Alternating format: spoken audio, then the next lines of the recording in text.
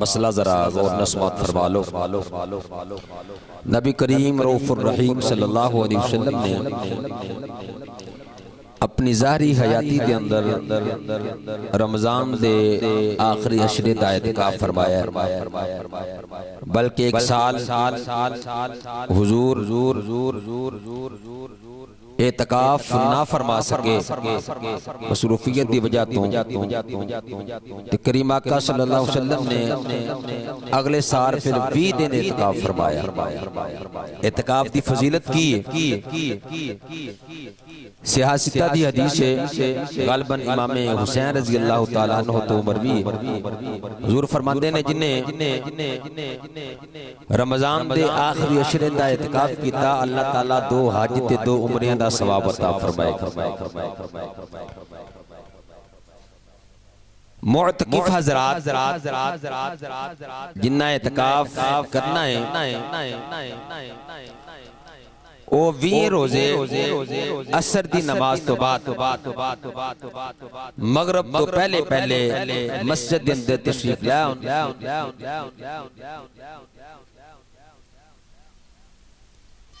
जिस वक्त मस्जिद पे आ जाना है बगैर शरी उज़र दे मस्जिद तो बाहर नहीं बंदा जा सकता। दूसरा मसला समात फरमा लो, औरतां वास्ते कि क्या औरतां भी घर अंदर इत्काफ कर सकती हैं, क्या वो भी सवाब पा सकती हैं? औरतां वास्ते भी कि अपने घर के मखसूस हिस्से यानी जिस हिस्से ते इबादत की जाती है उस हिस्से नू बैतुल मस्जिद भी कहा जाता है। कोशिश करें कि घर का कोई कमरा है या कोई कोना है ऐसी जगह है कि जिथे वो अल्लाह दी इबादत करदियां ने उस जगह ते बैठ के वो इत्काफ कर सकदियां ने। जेड़ियां शर्तां मर्दां वास्ते ने कि गैर शरी उज़र दे वो बाहर नहीं जा सकते। शरी उज़र की ने मिसाल दे तौर ते तहारत के मसाइल ने और औरत वास्ते अगर घर के अंदर कोई सहरी अफ्तारी का मामला सहरी अफ्तारी की तैयारी करने वास्ते कोई औरत अगर मौजूद नहीं तो उन्हां औरतां नूं इजाजत है कि वो मखसूस वक्त रख लैन उस वक्त विच वो सहरी भी बना सकदियां ने ते अफ्तारी भी बना सकदियां ने और घर की सफाई झाड़ू वगैरह भी कर सकदियां ने। लेकिन शर्त है वे कि वो गुफ्तगू ना करन शरीयत दी पासदारी करते होया पर्दे दा लिहाज करते होया वो घर दे अगर मजबूरी है ते जरूरी जेड़े काम ने वो भी कर सकदियां ने उन्हां दे सवाब अंदर कोई कमी पेश नहीं आएगी। मसला नंबर तीसरा यह मसला भी बड़ा जरूरी है।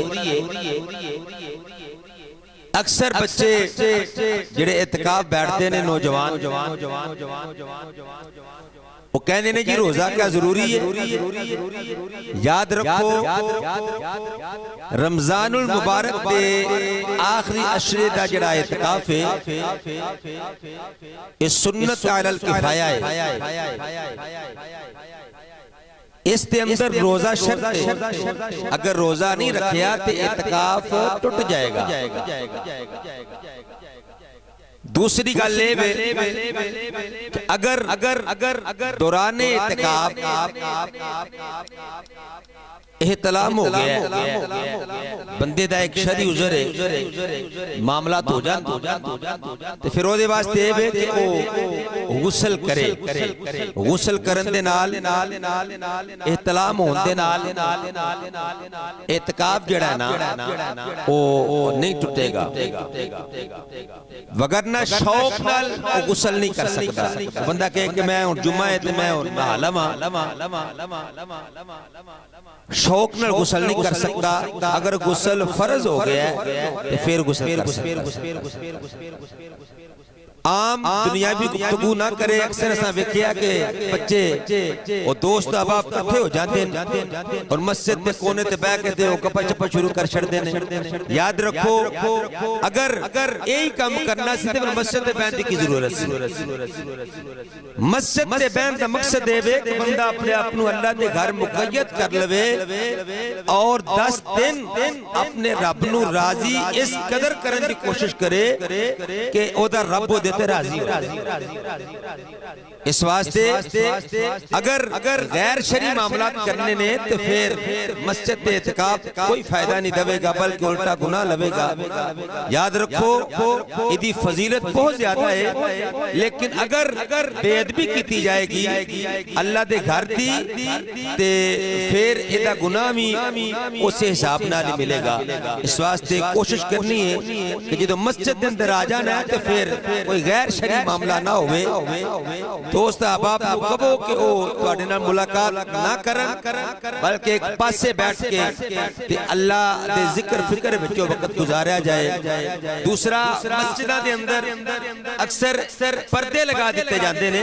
वो पर्दे लगाना फर्ज वाजिब नहीं, सारी मस्जिद ये इत्काफ है जिस जगह ते मर्जी बैठ के हो अल्लाह दे जिक्र कर सकता है। वो पर्दे लगाने दा सिर्फ मकसद ये होता है ताकि लोकां नूं आने वाले नूं पता चल जाए कि ये बंदे इत्काफ दे विच ने, इन्हां कोल असां फजूल नहीं जाके बैठना, उन्हां दे नाल फजूल गुफ्तगू असां नहीं करनी। पर्दे लगाने दा सिर्फ मकसद ये वे, वरना पर्दे लगाना फर्ज या वाजिब नहीं।